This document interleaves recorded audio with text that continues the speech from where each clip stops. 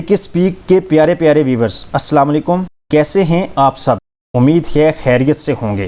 آئیں ایک بار پھر چلتے ہیں کہانیوں کی اس دنیا میں جو ہمیں ہر بار ایک نیا سبق دیتی ہیں۔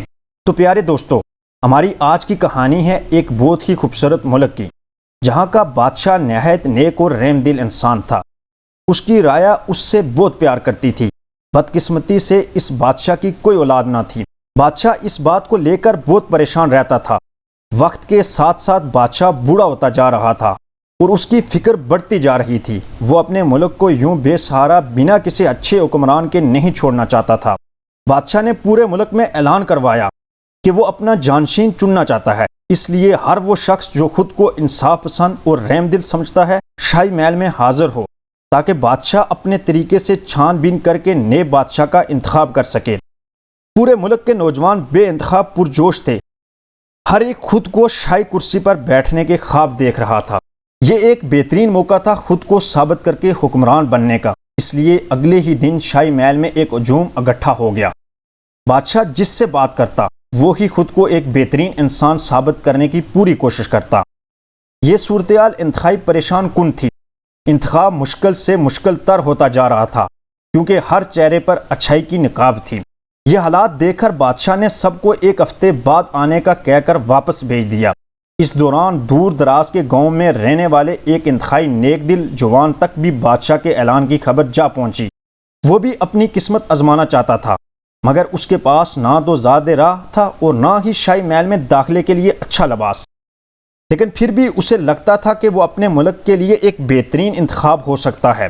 آخرکار اس نے اپنی اکلوتی ملکیت یعنی اپنا بیل بیچا اور سفر کے لیے کھانے کے سامان کے ساتھ ساتھ ایک اچھا لباس خریدا۔ کئی دن کے سفر کے بعد جب وہ شاہی محل کے قریب پہنچا تو ایک ہفتہ گزر چکا تھا، اور یہ وہی دن تھا جب سب نوجوان شاہی محل میں اکٹھے ہو رہے تھے۔ محل کے راستے میں ہی ایک انتہائی میلا کچیلا پھٹے پرانے کپڑوں والا فقیر بیٹھا ہوا تھا، جو ہر آتے جاتے کو روک کر کھانے اور پینے کو مانگتا۔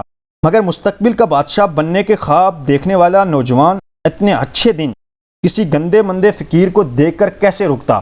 سو ہر ایک ناک بو چڑھاتا اس کے پاس سے گزر جاتا، جہاں تک کہ وہ آخری غریب نوجوان باقی بچا، جس نے آج زندگی میں پہلی بار اچھا لباس پہنا تھا، وہ بھی اپنی تمام جمع پونجی بیچ کر۔ جب اس نے سردی سے کانپتے فقیر کو دیکھا جو ہاتھ اٹھائے اس کی جانب پر امید نظروں سے دیکھ رہا تھا، تو اسے اپنی غربت و افلاس یاد آ گیا۔ اس فقیر کی بے بسی دیکھ کر اس کی آنکھیں بھر آئی۔ اس نے زیادہ راہ کے لیے رکھا کھانا اور کچھ رقم جو باقی بچی تھی اس فقیر کی جولی میں ڈال دی۔ چند قدم آگے بڑھ کر وہ پھر واپس مڑا اور اپنی خوبصورت پوشاک اتار کر اس فقیر کو دے دی اور بولا، لو بابا، یہ بھی لے لو۔ اگر میرا انتخاب ہونا ہوا تو میرے اصل لباس میں ہی ہو جائے گا، اور نہ ہوا تو یہ لباس میرے لیے بیکار ہے، مگر اس سے تمہیں کم از کم اس سرد موسم کی شدت سے نجات مل جائے گی۔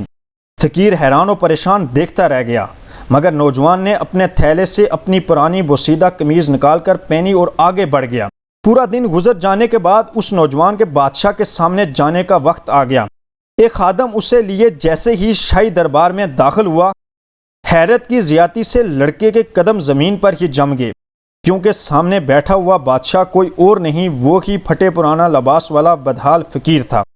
بادشاہ اسے یوں ششتر دیکھ کر مسکرایا اور بولا، ہاں، میں ہی فقیر کا بیس بدلے اپنے محل کے باہر بیٹھا تھا، کیونکہ بادشاہ بننے کی لالچ میں ہر نوجوان خود کو سخی، رحم دل اور انصاف پسند دکھا رہا تھا۔ لیکن ان کی اصلیت تب کھلی جب وہ ایک فقیر کے پاس رک کر اس کی مدد نہ کر سکے، تو وہ میرے بعد پورے ملک اور اس کی رعایا کا کیا خیال رکھیں گے؟ تم ایک انتہائی رحم دل اور سخی انسان ہو، جس نے اپنا سب کچھ میری جولی میں یہ سوچ کر ڈال دیا کہ میں زیادہ ضرورت مند ہوں۔ آج سے تم اس عظیم الشان سلطنت کے بادشاہ ہو، کیونکہ تم اندر اور باہر سے ایک جیسے ہو۔ کہا جاتا ہے رحم کرو تاکہ تم پر رحم کیا جائے۔ کمنٹ سیکشن میں یہ ضرور بتائیے گا آپ کو یہ ہماری کہانی کیسی لگی۔ آخر تک ہمارا ساتھ دینے کا بہت شکریہ۔ خوش رہیں اور خوشیاں بانٹیں، یہی اس عارضی زندگی کا حسن ہے۔ اور ہاں، ہمارے چینل کو لائک اور سبسکرائب کرنا نہ بھولیے گا۔ اللہ حافظ۔